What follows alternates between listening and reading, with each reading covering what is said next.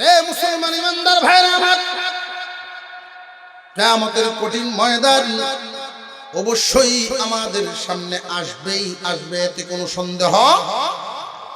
ঢাকার মতো জায়গা, প্রাইমারি থেকে একদম MA পাস পর্যন্ত পড়াশোনা করেছে।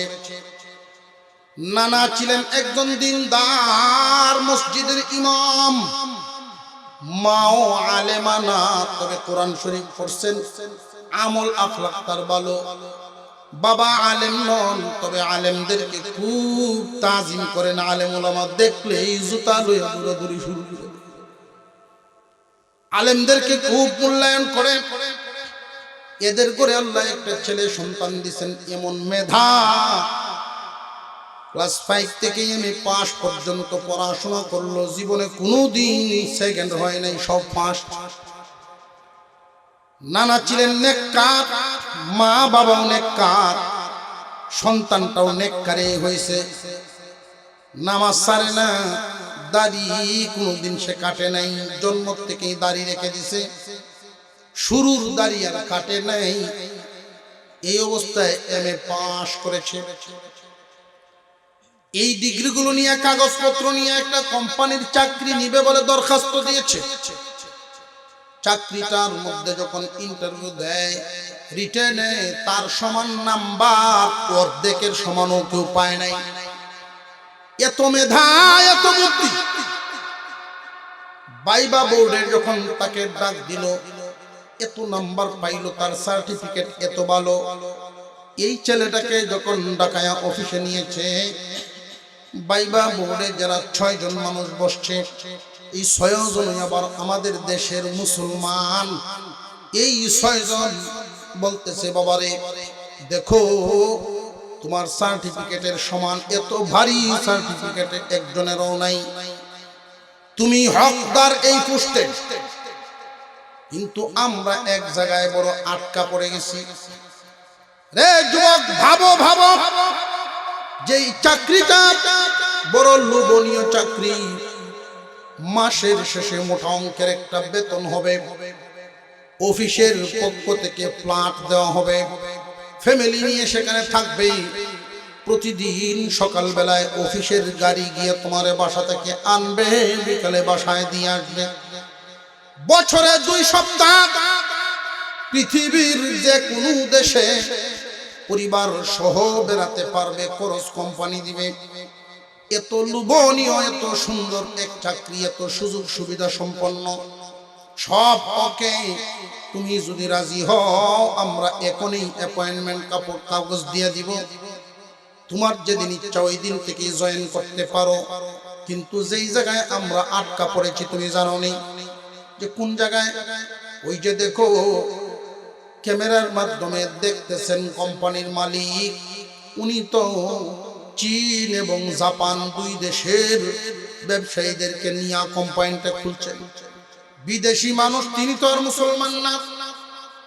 তিনি শর্ত দিয়েছেন, সবই ঠিক আছে, কিন্তু দাড়িটাই বেজাল। যুবকরে, জীবনের চাকরি সব সময় আসবে না, কিন্তু দাড়ি তো সারা জীবনই রাখতে পারবা।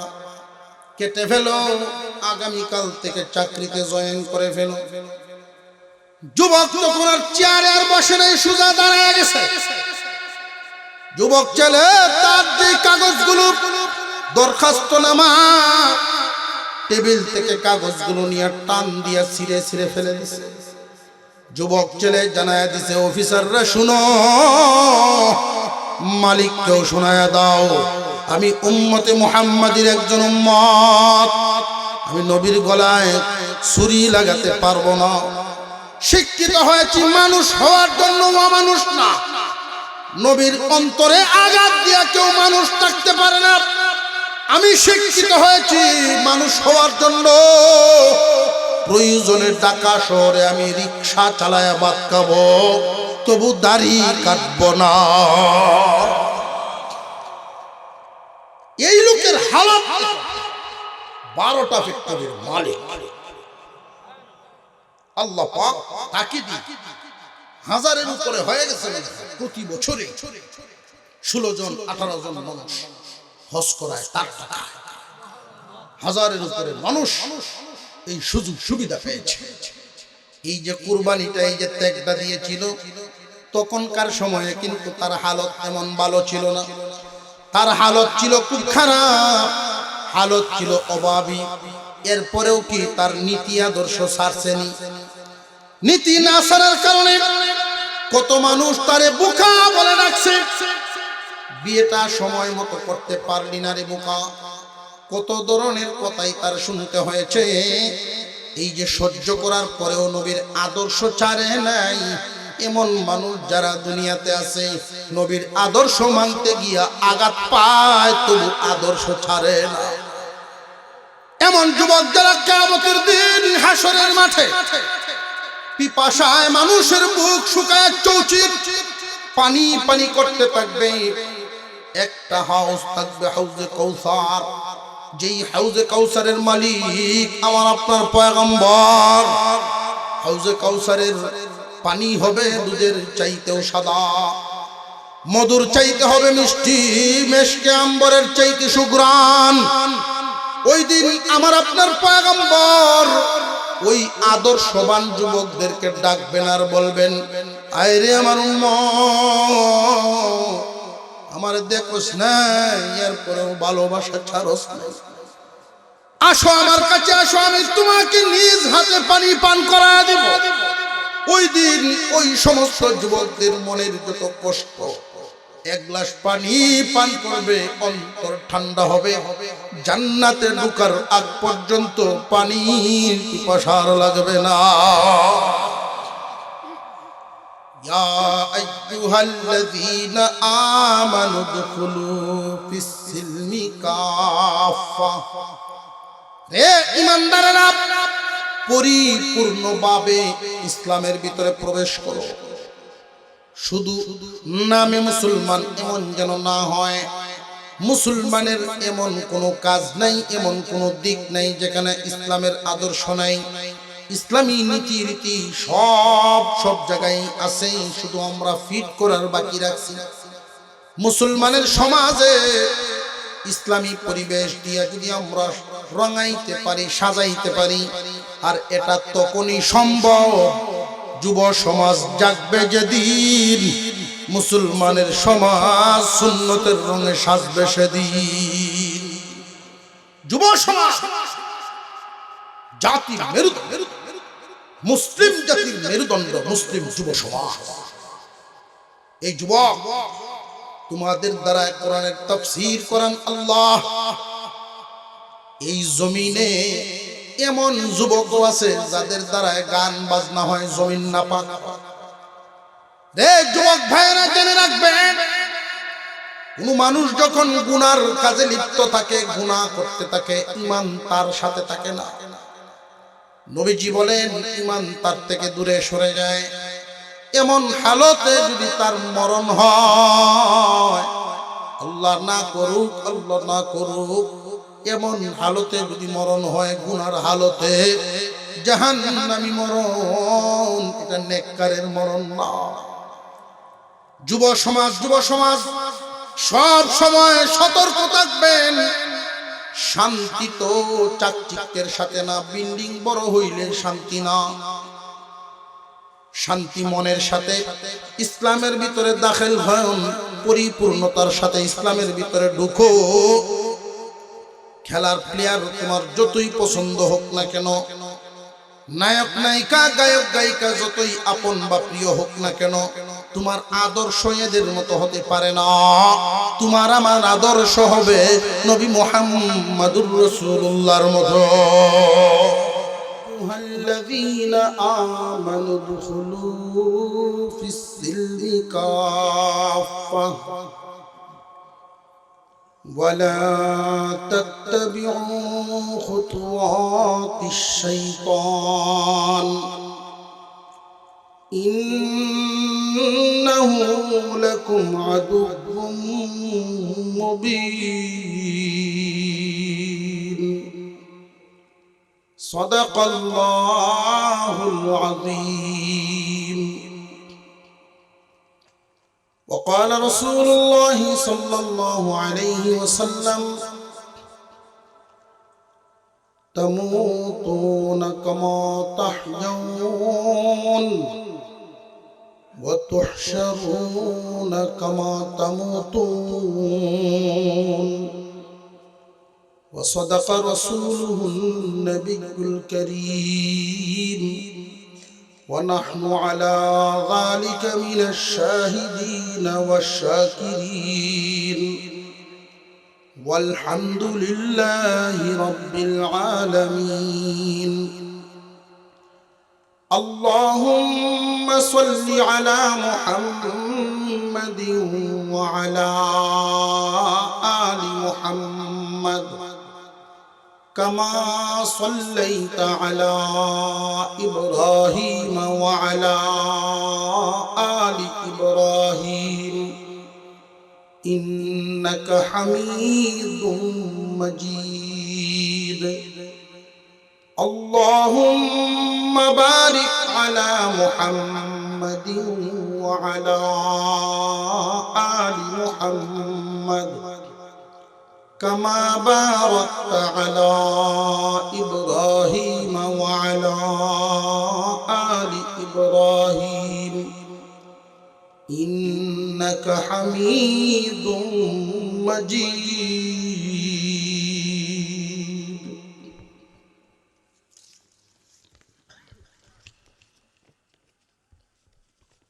দরবার ইসলামী যুব সংঘ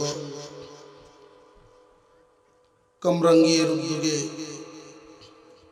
আয়োজিত পঞ্চম বার্ষিক তাফসীরুল কুরআন মাহফিলের শ্রদ্ধাভাজন সভাপতি হযরতুল আল্লাম হযরত মাওলানা মুফতি আব্দুস সোবহান সাহেব, হযরত মাওলানা আবুল খায়ের সাহেব উপস্থিত আছেন। আজকের মাহফিলের মধ্যমণি প্রধান আলোচক, সারা বাংলার আলোড়ন সৃষ্টিকারী ব্যক্তিত্ব উলামায়ে কেরামের অত্যন্ত সাহসী এক সৈনিক হযরতুল আল্লাম হযরত মাওলানা মুফতি ফেরদৌসুর রহমান সাহেব দামাত বরকাতুহুল আলিয়া, উপস্থিত হযরত উলামায়ে কেরাম, মুরব্বিয়ান আযম, সর্বস্তরের সুধী সমাজ, আল্লাহ পাক রব্বুল আলামিনের দরবারে শুকরিয়া আদায় করি যিনি আমাদেরকে আরামের বিছানা ছেড়ে কোরআনের মহব্বতে আলেম আমাদের সামনে বসার তৌফিক দান করেছেন। বলি আলহামদুলিল্লাহ। এই সমস্ত মাহফিলগুলো আল্লাহ তাআলার কাছে খুব পছন্দের এবং এই সমস্ত কাজে যারা অংশগ্রহণ করেন তাদেরকে আল্লাহ খুব পছন্দ করেন, খুব ভালোবাসেন। আমরা যখন রাতে আসমানের দিকে তাকাই, আকাশে তারকারাজি দেখতে পাই, এমনি ভাবে আসমানের ফেরেশতারা জমিনের উপর তাকায়, এই মাহফিলগুলো তারকার মতো দেখতে পায়। ফেরেশতারা জিজ্ঞাসা করেন, আল্লাহ জমিনে এগুলো কি? আল্লাহ বলেন, আমার আলোচনার মজলিস, কোরআন হাদিসের মজলিস। এইখানে যারা অংশ নিল, শামিল হইল, এদেরকে কি দিবে? ওরা কি পাই? এখানে যারা অংশগ্রহণ করলো, একে অপরকে ডাইকাইয়া বসাই, এদেরকে মহব্বত করা, ভালোবাসা আমি আল্লাহর উপর ওয়াজিব হয়ে যায়। এদেরকে ভালোবাসা আমার উপর জরুর। ওরা আমার কথা শোনার জন্য আসছে। এইখানে শামিল হওয়ার সাথে সাথে ওদের পিছনের সমস্ত সগীরা গুনাহ মাফ হয়ে যায়। আলেমদের সামনে বসে যখন আলোচনা শুনতে থাকে, মন পরিবর্তন হয়। কোনো একটা আমলের নিয়ত পিছনের গুনাহ খাতার উপরে তওবা করে এই কবিরা গুনাহ মাফ করে দেয়। আল্লাহ তো সব সময় দয়ার দরজা খুলে তাকায় আছে। আল্লাহ যে জান্নাত বানাইছেন, আল্লাহ তো থাকবে না। মানুষকে যেমন আদর করে বানাইছেন, এই মানুষের জন্য যত্ন করে জান্নাত বানাইছেন। জান্নাত খানা কেমন? দুনিয়ার কোন বস্তুর মতো না। জান্নাত কেমন? মানুষের মনের মতো। এই দুনিয়াতে মানুষের মনের মতো কিছু নেই। ব্যবহার করার মতো, সময় পাস করার মতো আছে। বিবি একটা পাইলাম, তার নিয়ে জীবন কাটাইয়া দিলাম, সব সময় তার সাথে শুধু মনের মতো আচরণই হয় না মনের উল্টাও হয়? উল্টা। এমনকি কেউ লুকায় রাখে, খায় না, ভিতরে ভিতরে জ্বলে, আছে না? তো জান্নাতে এমন না। জান্নাতে যে ওই হুর খাদেমা থাকবে, জান্নাতের বিবি থাকবে, ওই দুনিয়াটারেও যদি আল্লাহ জান্নাতে দেন ওই রকম করেই দিবেন। ওইখানে অশান্তি বলতে কিছু নাই, মনের বিরুদ্ধাচরণ বলতে কিছু নেই।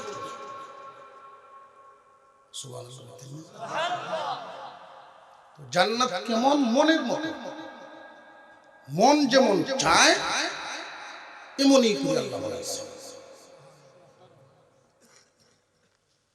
এক আয়াতে আল্লাহ পাক উল্লেখ করেছেন মানুষকে জান্নাতে কেমনে রাখবে, হালতটা কি।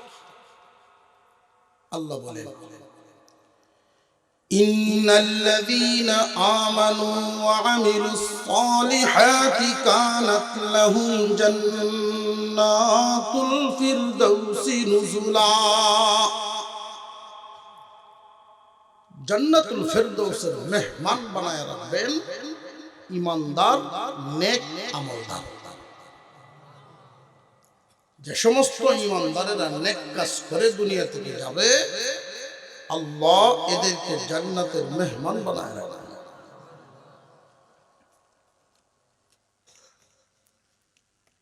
মেহমান কারোর বাড়িতে গেলে বেশি দিন থাকে, কম দিন। তাহলে আমাদেরকে আল্লাহ জান্নাতে কতদিন রাখবে? মানুষের অন্তরে যেন এমন প্রশ্ন না জাগে, এজন্য সাথে সাথে আবার পরের আয়াতে উল্লেখ করে দিলেন, খালিদিনা ফিহা, চিরদিন সেখানে থাকবে, শুরু আছে শেষ নাই। তাহলে রাখবেন চিরদিন। বাড়িওয়ালা বললেই পারতেন, মেহমান কেন? যে এই দুনিয়ার জমিনে কোন গরিবের বাড়ির মেহমানও যদি কেউ হয়, সকালে যা পারে নাস্তা দেন, দুপুরে খাবারের চিন্তা মেহমানের না, ওইটা বাড়িওয়ালা। মেহমান যেই বিছানায় ঘুমান, বিছানাটা বাস করা, বিছানা আবার পরিপাটি করা, এমনকি বাথরুমের পানিটা পর্যন্ত আইনা দেওয়া, গোসলের পানি আইনা দেওয়া, মেহমানের রুমটা ঝাড়ু দিয়ে সাফ করে রাখা, মেহমানের যা যা প্রয়োজন মিটাইবেন বাড়িওয়ালা।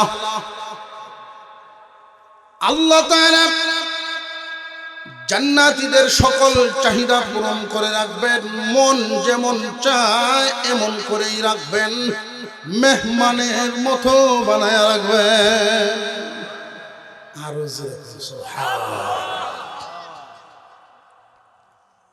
সেই জান্নাতে আমাদের যাওয়ার ইচ্ছা আছে তো? জান্নাতে যাওয়ার যদি ইচ্ছা, আশা, আকাঙ্ক্ষা থাকে, একটু চেষ্টাও করতে। চেষ্টাটা কি? আমল। আলেমুল আমাদের মজলিসে বসলাম, কিছু শুনলাম, আমল করলাম না, এমন যেন না হয়।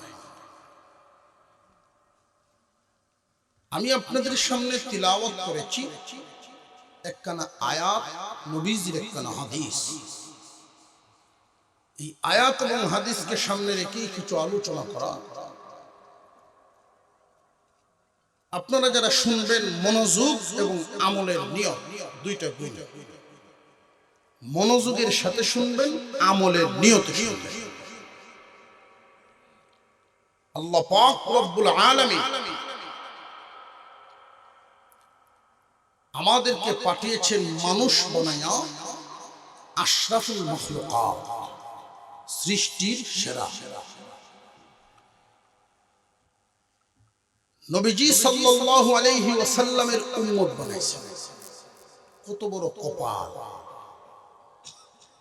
নবীর উম্মত হওয়ার জন্য সমস্ত নবীগণ আল্লাহর কাছে দোয়া করছে। আরেকটু জোরে করছে সুবহানাল্লাহ। ও আল্লাহ, নবী তো বানাইছই, নবুয়তি দরজা দিয়েছো, বড় দরজা। আখেরি জামানার উম্মতের, আখেরি জামানার উম্মতের মধ্যেও আমাদের শামিল করুন। ঈসা আলাইহিস সালামের দোয়া কবুল হয়েছে। উনি আবার আসবেন, তবে নবী হইয়া না, আমার আপনার পয়গম্বরের দ্বীন গ্রহণ করে উম্মত হয়ে আসবে। আমরা তো কোনোদিন দোয়াও করি নাই, চাইতে হয় নাই। আল্লাহ দয়া করেই আখেরি জামানার পয়গম্বরের উম্মত বানায় দিলেন। এই উম্মত টানকো হইলে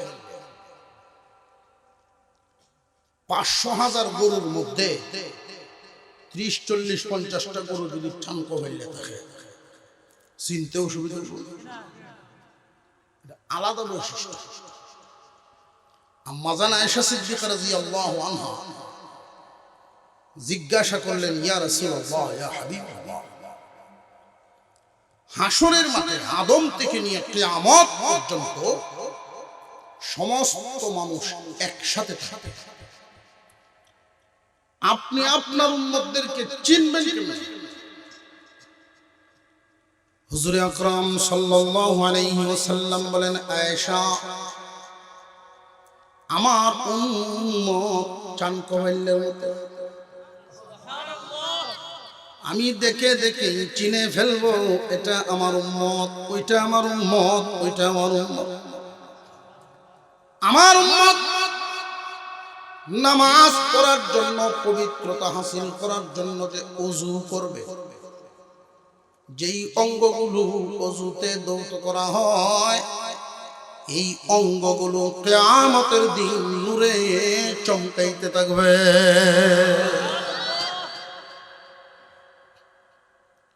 হুজুর আকরাম সাল্লাল্লাহু আলাইহি ওয়াসাল্লাম কিয়ামতের দিন আল্লাহর সামনে দাঁড়াবেন, উম্মতের পরিমাণ বেশি থাকবে। কি পরিমাণ উম্মত?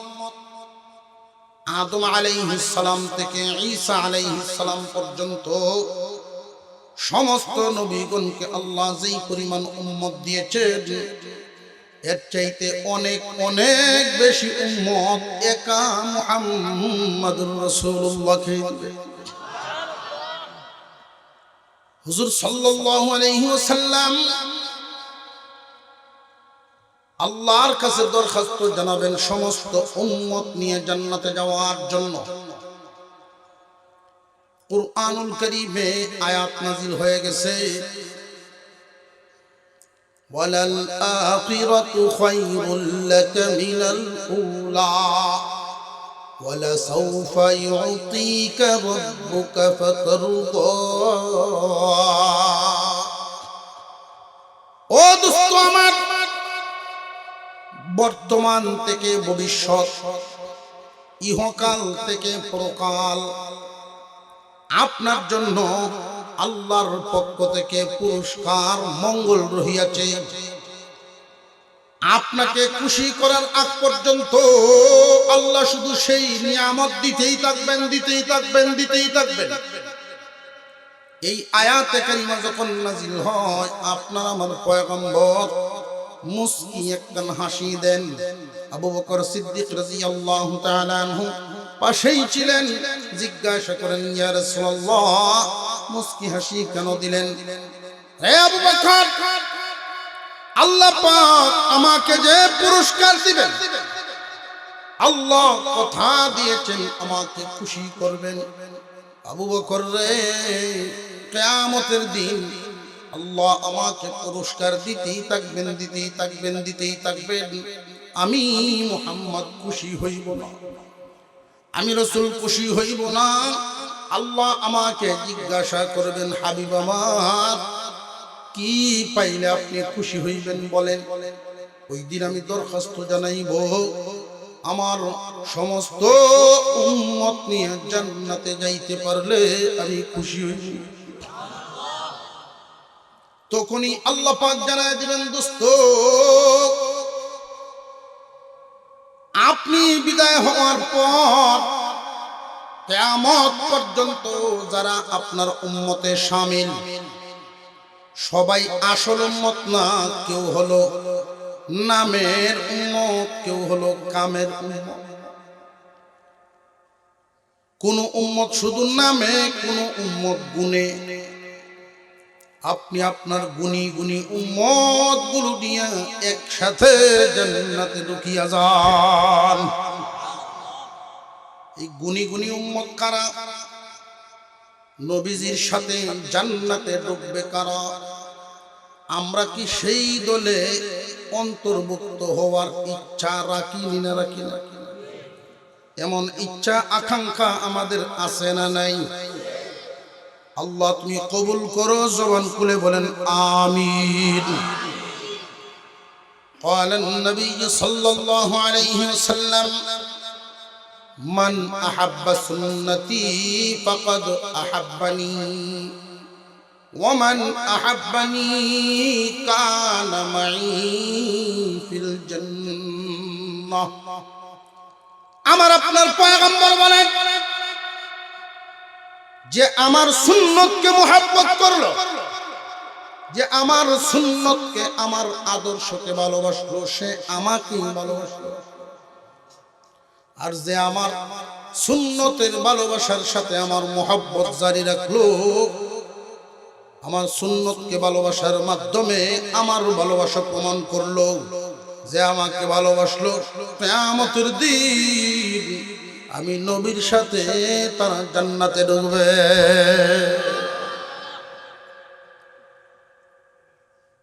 মুখে শুধু ভালোবাসা প্রমাণ করলেই হবে না, সুন্নতের মাধ্যমে প্রমাণ করতে হবে যে আমি নবীর মুহাব্বত অন্তরে রাখি। জমিনের মধ্যে একদল মানুষ নামে উম্মত, আরেকদল মানুষ গুণে উম্মত। নামে উম্মত আর গুণে উম্মত খুব ভালো করে বুঝবেন। সমাজের মধ্যে যে গুণীর উম্মত নাই, বিষয়টা এমন না, আছে। আমরাও হতে পারবো। বিশেষ করে দুর্বার যুব সংগঠন কান পেতে তোমরা শোনো, আল্লাহ দয়া করে মুমিনের ঘরে জন্ম দিয়েছেন। একটা দয়া, প্রথমত মানুষ বানাইছেন, ইচ্ছা করলে কোনো একটা মাখলুক বানাইয়াও কুকুর, বিড়াল, ছাগল, গরু, বাছুর বানাইতে পারতেন। মহান আল্লাহ দয়া করে তুমি আমাকে অত্যন্ত মহব্বতের জাতি, মানব জাতিতে জন্ম দিলেন। মুমিন মুসলমানের ঘরে জন্ম দিয়েছেন, কোনো কাফেরের ঘরে পাঠান নাই। আখেরি জামানার উম্মতে শামিল করছেন, অন্য নবীর উম্মত বানান নাই। এতগুলো নিয়ামত আল্লাহর পক্ষ থেকেই তোমাকে আমাকে দেওয়া হলো। এই দুনিয়ার জমিনে সহজেই ইচ্ছা করলে আমরা আমাদের রাস্তা ঠিক করতে পারি। নিজের মনটারে একটু বোঝানো, এই জমিনে একজন আর একজনকে ভালোবাসে, মোহাব্বত করে, অনুসরণ করে। জমিনের মধ্যে মুসলমান যুব সমাজ আজকাল যে পোশাক আশাক করে, নবীর আদর্শের পোশাক না। মনে বড় কষ্ট লাগে, দামি নবীর দামি উম্মত, দামি মানুষ হইয়া তুমি কম দামা কাজ কেমনে করো? প্যান্ট বের হইছে বাজারে বর্তমান মাত্র 3 ইঞ্চি হাইট। এই যে টানা টানে, নাবির উপরে তো আর উঠে না। আবার নিচে দিয়া টাকনু ঘুরা, কাপড় ছিঁচড়ে যায়। টাকনুপুরে কাপড় পরা হারাম, নাবি উদাম করাও হারাম। ইহুদি খ্রিস্টানদের কালচার তাদের চক্রান্তের শিকার হয়ে গেছে। আমার মুসলমান যুব সমাজ না বোঝার কারণে আলেমদের মজলিস জমাইছো, কোরআনের তাফসীরে শামিল হয়ে গেছে। ভাইরে, এই দুনিয়ার জমিনের সামান্য কিছু চাকচিক্য সৌন্দর্য হয়তো তোমারে পাগল বানায় রাখছে। হুশ ফিরাও, সময় যায়। যৌবন কাল বড় মূল্যবান সময়। 15 থেকে 25 বছর যেই বয়সটা তোমার, এই 10টা বছর যদি নিজের পাহারাদারি করতে পারো, নিজের চরিত্র নষ্ট করো নাই, যৌবন নষ্ট করো নাই, নবীর আদর্শের রং যদি তোমার গায়ে রাঙাইতে পারো, আল্লাহ রব্বুল আলামিন বাকি জিন্দেগি তোমার বড় সম্মানের জীবন দান করবেন। 15 থেকে 25, এই যে 10টা বছর অ্যাক্সিডেন্টের বছর, 10টা বছরে মানুষ অ্যাক্সিডেন্ট করে, গুনার দিকে পা বাড়ায়। যৌবন নামক নিয়ামত আল্লাহ যখন বান্দা বান্দির মধ্যে ঢুকায় দেয়, যৌবনের আগুনে বেশিরভাগ মানুষই পুড়ে তার চরিত্র জ্বালায়া দেয়। আল্লাহ রব্বুল আলামিন পুরস্কার রেখেছেন, এই আগুনে যারা জ্বলবে না, এই আগুনে যারা জ্বলবে না, যৌবনের পাহারাদারি করতে পারে, লজ্জাস্থানের হেফাজত করতে পারে, অন্যায়ভাবে তার যৌনাচার আদায় করে নাই, পূরণ করে নাই, আল্লাহর রাসূলের আদর্শের একজন সৈনিক এই জমিনে হয়ে যদি প্রমাণ দিতে পারে, রে যুবক জেনে রাখো, যেই দিন তুমি কিয়ামতের কঠিন ময়দানে সূর্য মানুষের মাথার আধাত উপরে চলে আসবে, নিচের মাটিটা তামাতে পরিণত হবে, এমন একটা মুহূর্তের মধ্যে আল্লাহ রব্বুল আলামিন ডাক দিয়া বলবেন, রে ফেরেশতারা, যে সমস্ত যুবক যুবতী যৌবন নামক আগুনে পুড়ে নাই, 15 থেকে তারা 25 পর্যন্ত নিজের পাহারাদারির মধ্যে রাখছে, আল্লাহ পাক তার ভিতরে একটা মজবুতি দান করেন। যারা এই অ্যাক্সিডেন্টের সময়টা হেফাজত করেন, বাকি জিন্দেগি পার করা এদের জন্য কঠিন নয়, বড় সহজ হয়ে যায়। যারা নিজের চরিত্র হেফাজত করেছে, যৌবনের আগুনে যারা পড়ে নাই, নারী হোক আর পুরুষ হোক, ছেলে হোক আর মেয়ে হোক, এ যুবক যুবতী, যৌবনের আগুনে তুমি পুরো নাই, আল্লাহ তোমার জন্য একটা পুরস্কার বাজেট রেখেছেন। পুরস্কার আখিরাতে ওই কঠিন মুহূর্তে হাসরের মাঠে আল্লাহ বলবেন, এদেরকে দেখে দেখে এনে আমার আরশের ছায়া তলে চেয়ারের মধ্যে, আসনের মধ্যে বসায়া দাও। দুনিয়ার জমিনে যৌবনের আগুনে যারা পুরাইতে পারে নাই, আমি আল্লাহ এদেরকে জাহান্নামের আগুনে জ্বালাইব না। এই সমস্ত যুবক যুবতী চরিত্র হেফাজতকারী জমিনে যতদিন জিন্দা থাকবে, এতদিন পর্যন্ত মহান আল্লাহ তার যে মর্যাদা দিবেন, যত দোয়া করবে দোয়া কবুল, জমিনে থাকবে তার মর্যাদা, সম্মান, ইজ্জত আল্লাহ বাড়ায়া দিবেন। মুসলমান ভাইয়েরা আমার, যুবক তুমি যদি অনুসরণ করবার হয়, বল খেলার প্লেয়াররে অনুসরণ করতে পারো না, প্লেয়াররে অনুসরণ করলে কিয়ামতের কঠিন ময়দানের ঘোষণা আমার আপনার পয়গম্বর বলেছেন, যার সাথে যার মহব্বত তার সাথে তার কিয়ামত। মহব্বতের প্রমাণ বডিতেই প্রকাশ পেয়ে যাবে, অন্তরে আছে যা বডিতে বাসে তা। মাথা চুলাইছে, মাথা মুন্ডাইছে, চুল নাই। অনেক যুবক বল খেলার সিজন আইলে মাথা চুলায়, ছোট করে রেল লাইনের মতো দাড়ি কাটে। অনুসরণ কার? এই সুরতের প্লেয়ার আছে, এই সুরতটা যার, হেরে খুব মহব্বত করে, এই কারণে হের মতো বেশ বসছে। মুসলমান যুবক, তোমার বেশ হবে তো মুহাম্মাদি বেশ, তোমার সুরত সিরত হবে মুহাম্মাদি সুরত। শয়তানি সুরত তোমার কাছে সাজে না, কারণ তোমারে আল্লাহ চাওয়ার আগেই অনেকগুলো নিয়ামত দিয়ে রাখছেন, মানুষ বানাইছেন, মুমিনের ঘরে পাঠাইছেন, আখিরি জামানার উম্মত বানাইছেন। মুসলমান ভাইয়েরা আমার, যুবক, আল্লাহ যেহেতু দয়া করে কুরআনুল কারীমের তাফসীর মাহফিল তোমার মাধ্যমে উদ্যোগী বানায় দেয়, এই সমস্ত কাজে তোমার আইনে লাগাইছেন, এর দ্বারায় প্রমাণ হলো আল্লাহ তোমারে ডাকতেছেন, বান্দারে তুই আমার রাস্তায়। আল্লাহ তোমারে ডাকতেছেন আল্লাহর রাস্তায়। শয়তান বাধা হয়ে দাঁড়ায়। যেই আয়াত তিলাওয়াত করেছি, আয়াতে আল্লাহ বলেন, ইয়া আইয়ুহাল্লাযীনা আমানু দুখুলু ফিস-সিলমি কাফা ওয়া লা তাত্তাবিউ খুতুওয়াতিশ শাইতান ইন্নাহু লাকুম আদুউম মুবিন। রে দুনিয়ার ঈমানদার মুসলমান, পরিপূর্ণভাবে ইসলামে প্রবেশ করে। আজকাল খেয়াল করলে দেখা যায় মুসলমান আছে, কামরাঙ্গিতে মুসলমান আছে, জলসিতেও মুসলমান আছে, আশপাশ গ্রামে সবাই তো বেশিরভাগই মুসলমান। কিন্তু আফসোসের ব্যাপার হলো পরিপূর্ণতা নাই। আল্লাহ ডাক দিতেছেন, ইমানদারেরা রে, পরিপূর্ণভাবে ইসলামে দাখিল হয়ে যাও। পরিপূর্ণভাবে কেমনে?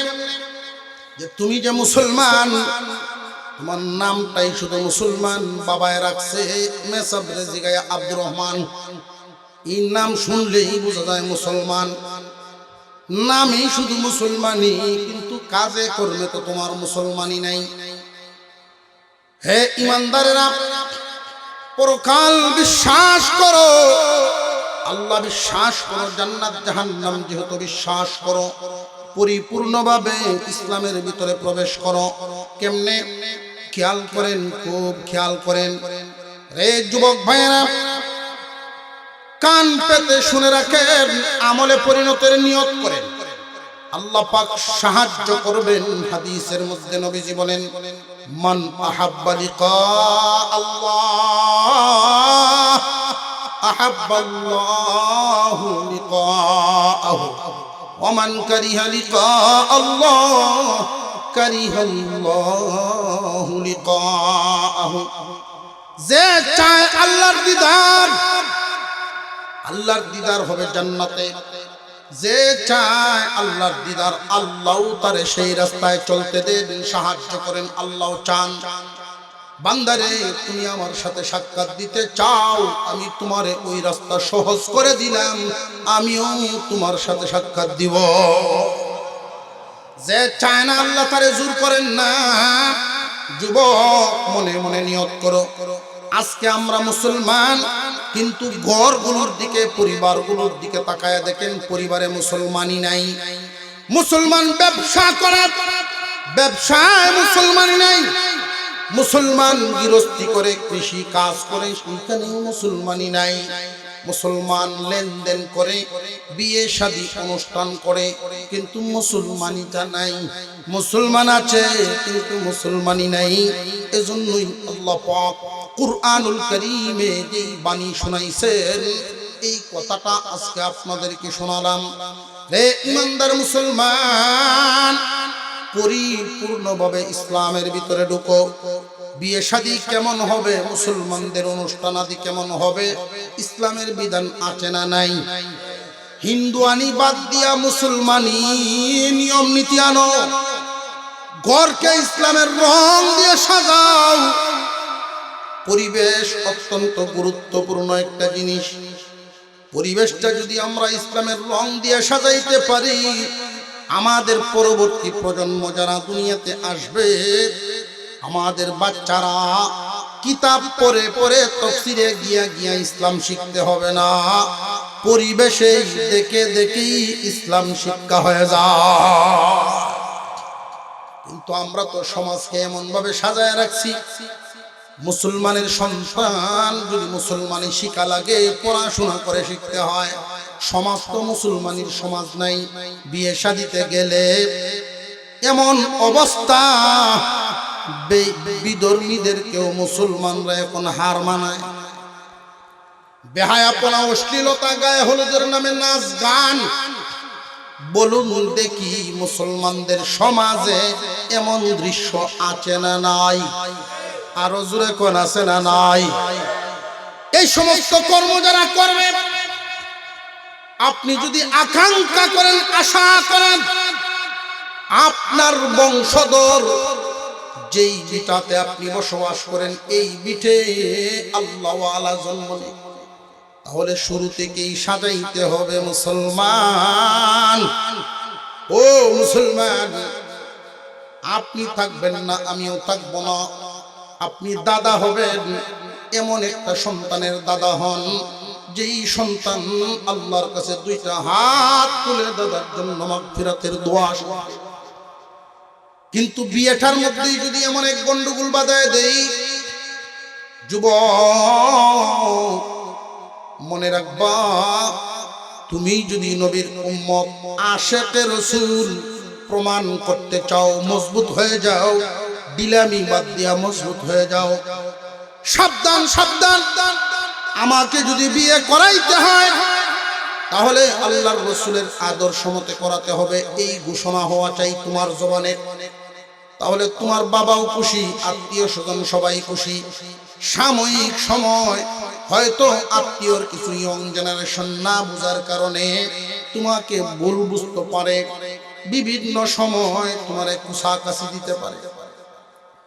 দাড়ি রাখার কারণে অনেক যুবক বিভিন্ন ভাবে কুসাকাছি খায়। বাপেও কয় মনে করছিলাম এটা নায়কের মুখ, এখন দিন মেসাব সাজি গেছি গিয়া। এরপরেও যুবক দাড়ি কাটে না।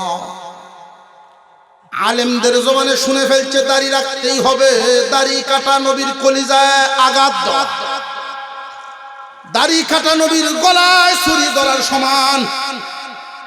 আশিকে রাসূল যুবক নিয়ত করে ফেলেছে আর দাড়ি কাটবে না।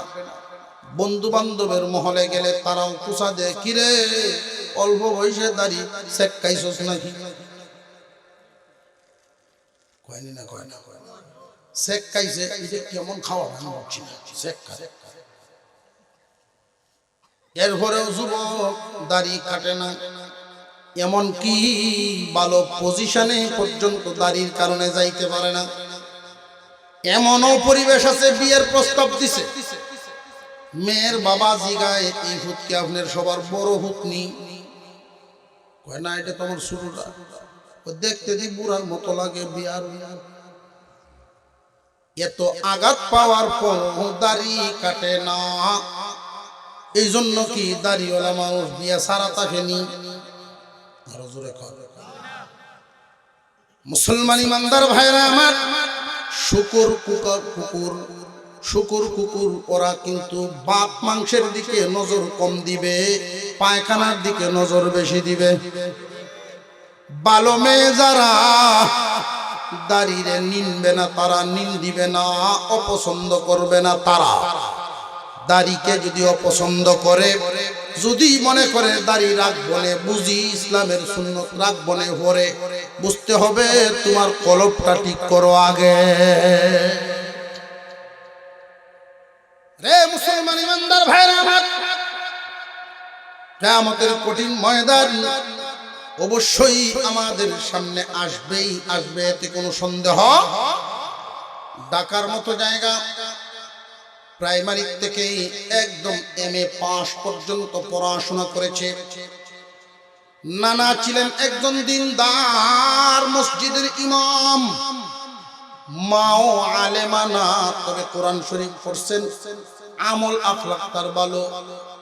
বাবা আলেম নন, তবে আলেমদেরকে খুব তাজিম করেন। আলেম ওলামা দেখলেই জুতা লইয়া দৌড়াদৌড়ি শুরু করে। আলেমদেরকে খুব মূল্যায়ন করে। এদের করে আল্লাহ একটা ছেলে সন্তান দিয়েছেন, এমন মেধা, ক্লাস 5 থেকে MA পাস পর্যন্ত পড়াশোনা করলো, জীবনে কোনোদিন সেকেন্ড হয় নাই, সব ফার্স্ট। নানা ছিলেন নেককার, মা বাবাও নেককার, সন্তানটাও নেককারে হয়েছে। নামাজ ছাড়ে না, দাড়ি কোনোদিন সে কাটে নাই, জন্ম থেকেই দাড়ি রেখে দিছে, শুরুর দাড়ি আর কাটে নাই। এই অবস্থায় এমএ পাস করেছে। এই ডিগ্রিগুলো নিয়ে কাগজপত্র নিয়ে একটা কোম্পানির চাকরি নিবে বলে দরখাস্ত দিয়েছে। চাকরিটার মধ্যে যখন ইন্টারভিউ দেয় রিটেনে, তার সমান নাম্বার অর্ধেকের সমানও কেউ পায় নাই। এত মেধা, এত বুদ্ধি। ভাইবা বোর্ডের যখন তাকে ডাক দিল, এত নাম্বার পাইলো, তার সার্টিফিকেট এত ভালো। এই ছেলেটাকে যখন ঢাকায়া অফিসে নিয়েছে, ভাইবা বোর্ডে যারা 6 জন মানুষ বসছে, এই 6 জন আবার আমাদের দেশের মুসলমান। এই 6 জন বলতেছে, বাবারে দেখো তোমার সার্টিফিকেটের সমান এত ভারী সার্টিফিকেট একজনেরও নাই, তুমি হকদার এই পোস্টে। কিন্তু আমরা এক জায়গায় বড় আটকা পড়ে গেছি। রে যুবক, ভাবো ভাবো, যে চাকরিটা বড় লোভনীয় চাকরি, মাসের শেষে মোটা অঙ্কের একটা বেতন হবে, অফিসের পক্ষ থেকে ফ্ল্যাট দেওয়া হবে, ফ্যামিলি নিয়ে সেখানে থাকবে, প্রতিদিন সকাল বেলায় অফিসের গাড়ি গিয়ে তোমার বাসা থেকে আনবে, বিকালে বাসায় দিয়ে আসবে। বছরে 2 সপ্তাহ পৃথিবীর যে কোনো দেশে পরিবার সহ বেড়াতে পারবে, খরচ কোম্পানি দিবে। এত লোভনীয়, এত সুন্দর এক চাকরি, এত সুযোগ সুবিধা সম্পন্ন, সব ওকে। তুমি যদি রাজি হও, আমরা এখনই অ্যাপয়েন্টমেন্ট কাগজ দিয়ে দিব, তোমার যেদিন ইচ্ছা ওই দিন থেকে জয়েন করতে পারো। কিন্তু যেই জায়গায় আমরা আটকা পড়েছি তুমি জানো নি যে কোন জায়গায়? ওই যে দেখো ক্যামেরার মাধ্যমে দেখতেছেন কোম্পানির মালিক, উনি তো চীন এবং জাপান 2 দেশের ব্যবসায়ীদেরকে নিয়ে কোম্পানিটা খুলছেন। বিদেশি মানুষ, তিনি তো আর মুসলমান না। তিনি শর্ত দিয়েছেন সবই ঠিক আছে, কিন্তু দাড়িটাই বেজা। যুবকরে, জীবনের চাকরি সব সময় আসবে না, কিন্তু দাড়ি তো সারা জীবনই রাখতে পারবা। কেটে ফেলো, আগামীকাল থেকে চাকরিতে জয়েন করে ফেলো। যুবক তখন আর চেয়ারে আর বসে নাই, সোজা দাঁড়ায় গেছে। যুবক ছেলে তার যে কাগজগুলো, দরখাস্তনামা, টেবিল থেকে কাগজগুলো নিয়ে টান দিয়ে ছিঁড়ে ছিঁড়ে ফেলে দিছে।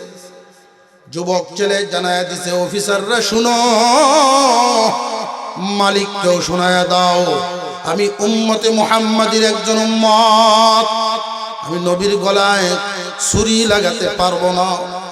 শিক্ষিত হয়েছি মানুষ হওয়ার জন্য, অমানুষ না। নবীর অন্তরে আঘাত দিয়া কেউ মানুষ থাকতে পারে না। আমি শিক্ষিত হয়েছি মানুষ হওয়ার জন্য, প্রয়োজনে ঢাকা শহরে আমি রিক্সা চালায়া ভাত খাবো, তবু দাড়ি কাটবো না। এই লোকের হালত 12টা ফ্যাক্টরির মালিক। আল্লাহ পাক তাকে দিয়ে 1000-এর উপরে হয়ে গেছে প্রতি বছরে 16 জন 18 জন মানুষ হজ করায় তার টাকায়। 1000-এর উপরে মানুষ এই সুযোগ সুবিধা পেয়েছে। এই যে কুরবানিটা, এই যে ত্যাগটা দিয়েছিল, তখনকার সময়ে কিন্তু তার হালত এমন ভালো ছিল না। তার হালত ছিল খুব খারাপ, হালত ছিল অভাবী। এরপরেও কি তার নীতি আদর্শ ছাড়ছেনি? নীতি না ছাড়ার কারণে কত মানুষ তারে বোকা বলে ডাকছে। বিয়েটা সময় মতো করতে পারলি না রে বোকা, কত ধরনের কথাই তার শুনতে হয়েছে। এই যে সহ্য করার পরেও নবীর আদর্শ ছাড়ে নাই, এমন মানুষ যারা দুনিয়াতে আছে, নবীর আদর্শ মানতে গিয়া আঘাত পায়, তবু আদর্শ ছাড়ে না। এমন যুবক যারা কিয়ামতের দিন হাসরের মাঠে পিপাসায় মানুষের বুক শুকায় চৌচির পানি পানি করতে থাকবে। একটা হাউস থাকবে, হাউজে কাউসার। যেই হাউজে কাউসারের মালিক আমার আপনার পয়গম্বর। হাউজে কাউসারের পানি হবে দুধের চাইতেও সাদা, মধুর চাইতে হবে মিষ্টি, মেশকে আম্বরের চাইতে সুঘ্রাণ। ওই দিন আমার আপনার পয়গম্বর ওই আদর্শবান যুবকদেরকে ডাকবেন আর বলবেন, আইরে আমার উম্মত, আমার দেখোস না, এরপরেও ভালোবাসা ছাড়স না, আসো আমার কাছে আসো, আমি তোমাকে নিজ হাতে পানি পান করা দেব। ওই দিন ওই সমস্ত যুবকদের মনের যত কষ্ট, এক গ্লাস পানি পান করবে অন্তর ঠান্ডা হবে, জান্নাতে ঢোকার আগ পর্যন্ত পানির পিপাসার লাগবে না। ইয়া আইয়ুহাল্লাযীনা আমানু দুখুলু ফিস-সিলমি কাফা, রে ঈমানদারেরা, পরিপূর্ণভাবে ইসলামের ভিতরে প্রবেশ করো। শুধু নামে মুসলমান এমন যেন না হয়। মুসলমানের এমন কোনো কাজ নাই, এমন কোনো দিক নাই যেখানে ইসলামের আদর্শ নাই। ইসলামী নীতি রীতি সব জায়গায় আছে, শুধু আমরা ফিট করার বাকি রাখছি। মুসলমানের সমাজে ইসলামী পরিবেশ দিয়ে যদি আমরা রঙাইতে পারি, সাজাইতে পারি, আর এটা তখনই সম্ভব যুব সমাজ জাগবে যেদিন, মুসলমানের সমাজ সুন্নতের রঙে সাজবে সেদিন। যুব সমাজ জাতির মেরুদণ্ড, মুসলিম জাতির মেরুদণ্ড মুসলিম যুব সমাজ। এই যুবক, তোমাদের দ্বারা কোরআনের তাফসীর করেন আল্লাহ। এই জমিনে এমন যুবক আছে যাদের দ্বারা গান বাজনা হয়, জমিন না পাক। রে যুবক ভাইরা, জেনে রাখবেন, কোন মানুষ যখন গুনার কাজে লিপ্ত থাকে, গুনাহ করতে থাকে, ঈমান তার সাথে থাকে না। নবীজি বলেন, ঈমান তার থেকে দূরে সরে যায়।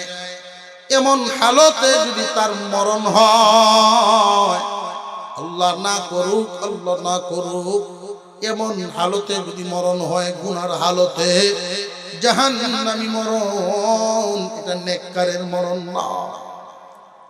যুব সমাজ সব সময় সতর্ক থাকবেন।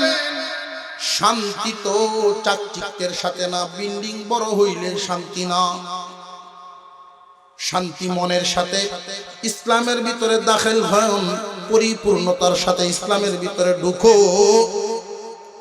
খেলার প্লেয়ার তোমার যতই পছন্দ হোক না কেন, নায়ক নায়িকা, গায়ক গায়িকা যতই আপন বা প্রিয় হোক না কেন, তোমার আদর্শ এদের মতো হতে পারে না।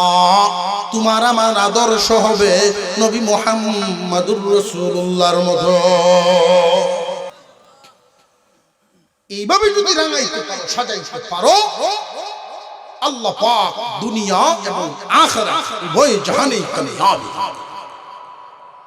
মুসলমান, আমাদের আগামী প্রজন্মকে যদি আমরা ভালো চাই, তাহলে ভালো করেই পরিবেশ সাজায় রাখি। পরিবেশ কি জিনিস আমি সব সময় খানা খাই, ঘরের ভিতরে কেমনে আমার বাচ্চারা তো এটা দেখে। দস্তরখান, টুপি মাথায়, তারা হুড়ার কারণে একদিন দস্তরখান আছে, টুপিটা নেই, ভুল ক্রমে ছুটে গেছে। 6 বছরের একটা মেয়ে আমার টুপিটা এনে পিছন দিক থেকে আমার মাথায় দিয়েছে। সে যা দেখছে, সব সময় এটা দেখে আসছে, তারই শিক্ষা হয়ে গেছে। ভুলে মনে হয় বাবা টুপি নেন নাই, খাইতে আসলেই উনি টুপি মাথায় দিবেন, বাথরুমে গেলেই টুপি মাথায় দিবেন। এটা শিখে ফেলছে। বাথরুমে ঢোকার সময় বাম পা না ডান পা নিয়ম আছে না? বাথরুমে প্রবেশ করার সময় বাম পা দিয়ে প্রবেশ করা, ডান পা দিয়ে বের হওয়া। এখন আমাদের বুঝতে হবে, মনে রাখতে হবে, হঠাৎ করে আজকে গিয়েই আমল যদি শুরু করে পরিপূর্ণতা আসবে না, চেষ্টা করতে হবে। কেন?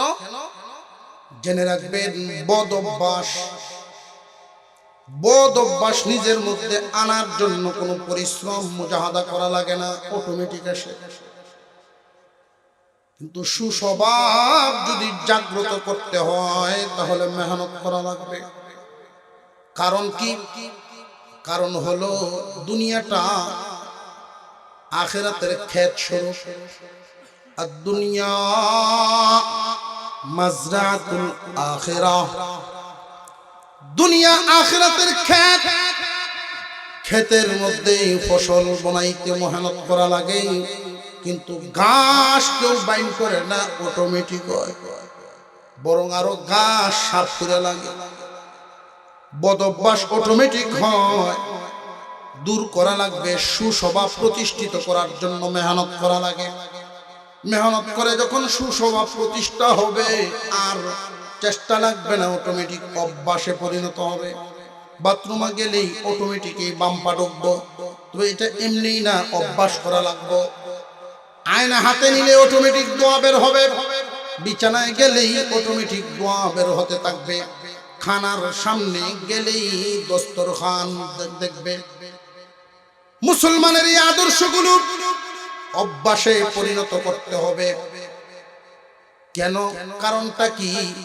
কারণ হলো আমরা স্বাধীন নই, আমরা পরাধীন আল্লাহর বিধান পালন করার জন্য। আর আমাদের সামনে সোজা রাস্তা যদিও, কিন্তু বাধা দেনেওয়ালা আছে, আমাদের শত্রু। এই শত্রুর নাম আল্লাহ প্রকাশ করে দিয়েছেন, তার নাম শয়তান। ইয়া আইয়ুহাল্লাযীনা আমানু দুখুলু ফিস-সিলমি কাফা। হে ঈমানদারেরা, পরিপূর্ণভাবে ইসলামের ভিতরে দাখিল হয়ে যাও। তোমার ঘরে যেন ইসলাম থাকে, ব্যবসায়ও যেন ইসলাম থাকে, গৃহস্থিতেও ইসলাম থাকে, তোমার বডিতেও ইসলাম থাকে।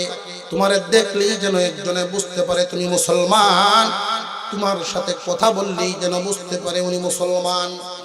হে মুসলমান ভাইয়েরা আমার, এই কাজটা করতে গেলে পরিপূর্ণভাবে ইসলামের ভিতরে ঢুকো, এই কথা বইলা আবার আল্লাহ সতর্ক করে দিয়েছেন, ওয়ালা তাত্তাবিউ খুতুওয়াতিশ শাইতান।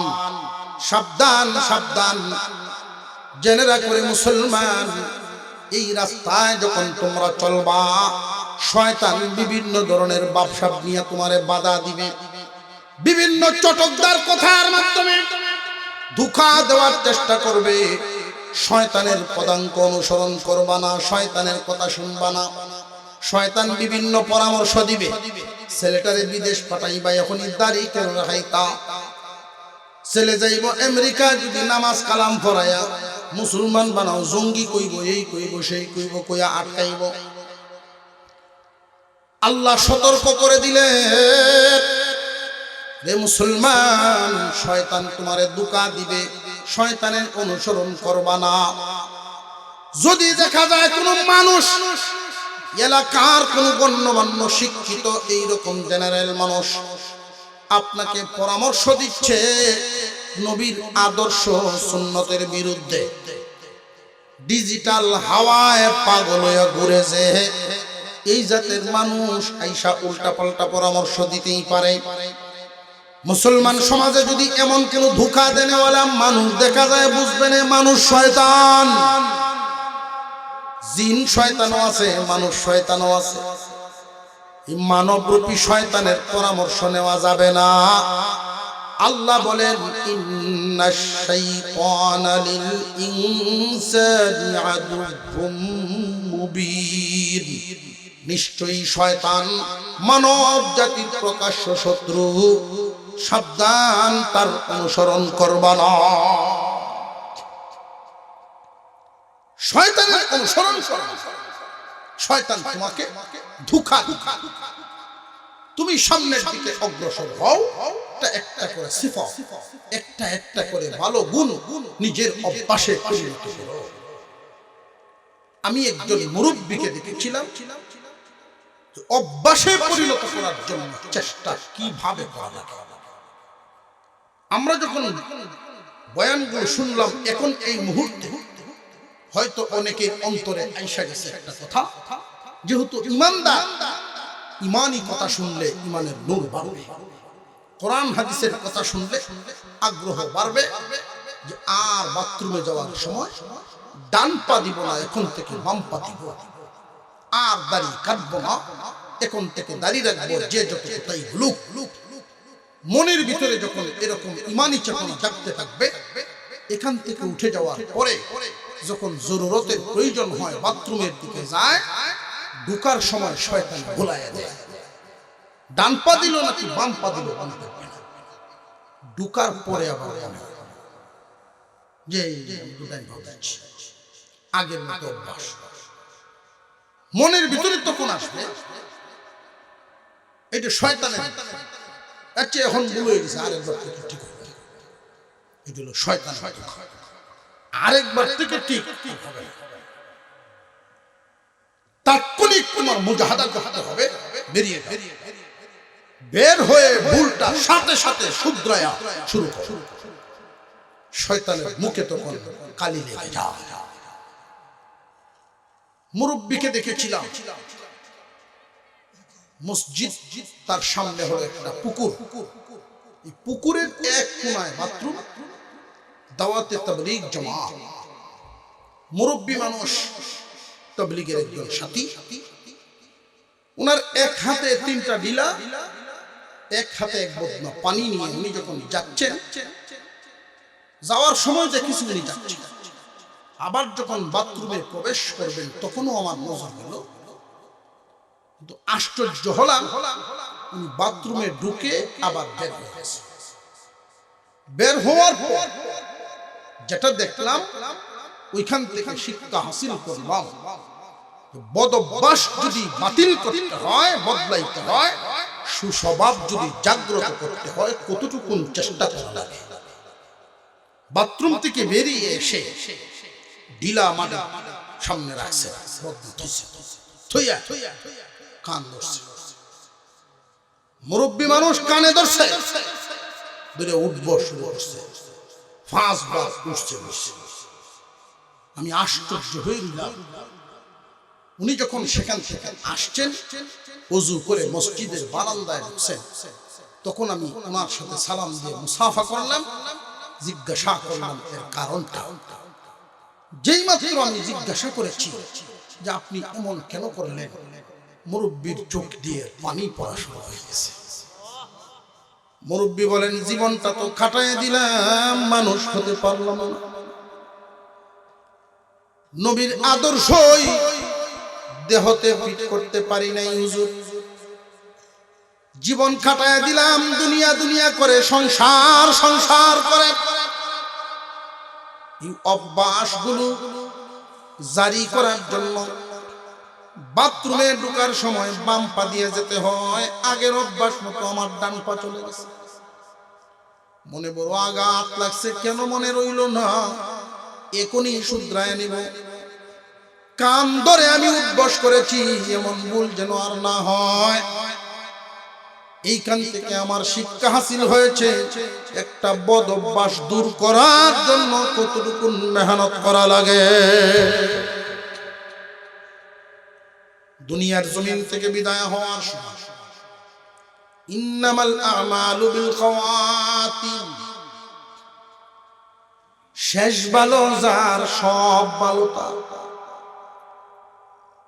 আমলের শেষ অবস্থার উপরে তার গণনা হয়, ফিনিশিংটা কি যে ভালো, আল্লাহ পাক শেষ ভালোর দিকে তাকায়াও তারে ভালো বানায় নিবেন।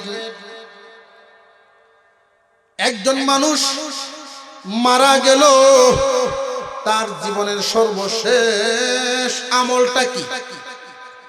মরার আগে সর্বশেষ আমলগুলো যখন দেখা হবে, 1 নম্বরেই দেখা হবে আল্লাহর বিধান ফরজ আমল তার কি আদায় হয়েছিল নাকি ছুটে গেছিল। একজন মানুষ সকাল 10টায় যদি মারা যায়, বলুন তো দেখি তার উপরে আল্লাহর বিধান ফরজ বিধান কি ছিল? এর আগের ওয়াক্ত সকাল 10টায় মারা গেল, তার সর্বশেষ ফরজ বিধান তার উপরে ছিল ফজরের নামাজ। যদি ফজরের নামাজ পড়া থাকে তার শেষ জীবনের ফরজ বিধান পালন করা আছে। আর ফজরের নামাজ পড়ে নাই, আমলের হালত হলো আল্লাহর বিধান ছুটা, আল্লাহর বিধান পালন করে নাই, এই অবস্থায় দুনিয়া চলছে। দাড়ি ছাড়া দুনিয়া থেকে বিদায় হয়ে গেল, কবরে রাখার সময় ঠিকই আমরা সুন্নত বিসমিল্লাহি ওয়া আলা মিল্লাতি রাসূলিল্লাহ দোয়া পড়ে কই, অথচ আমরা থইতেছি যারা দোয়া পড়তেছি, যারে থইতেছি তার মধ্যেই রাসূলের মিল্লত নেই, রাসূলের আদর্শ নাই, তার তুথাই ঠিক না। মানুষটা দুনিয়া থেকে বিদায় হইল, সর্বশেষ আমল হলো নবীর সুন্নত ছুটে গেছে। কিয়ামতের কঠিন ময়দানে আল্লাহর পয়গম্বরের সাথে জান্নাতে ঢুকবে, বংশের জুড়ে না, শিক্ষার জুড়েও না, সুন্দরের জুড়েও না, মনের ভিতরে আঘাত পায়াও নবীর তরিকা ছাড়ে নাই, তরিকা ছাড়ে নাই, এমন মানুষগুলো আল্লাহর রাসূলের সুন্নতকে মহব্বত করে। এটাই প্রমাণ করে নবীর মহব্বত। আল্লাহর রাসূল বলেন, সুন্নতের মাধ্যমে যারা আমার মহব্বত প্রমাণ করেছে, আমার সাথেই তারা জান্নাতে ঢুকবে। মহান আল্লাহ আমাদেরকে রাসূলের সুন্নতের উপরে পরিপূর্ণ মুসলিম হয়ে দুনিয়া ছাড়ার তৌফিক দেন। যার চলন যেমন মরণ হয়।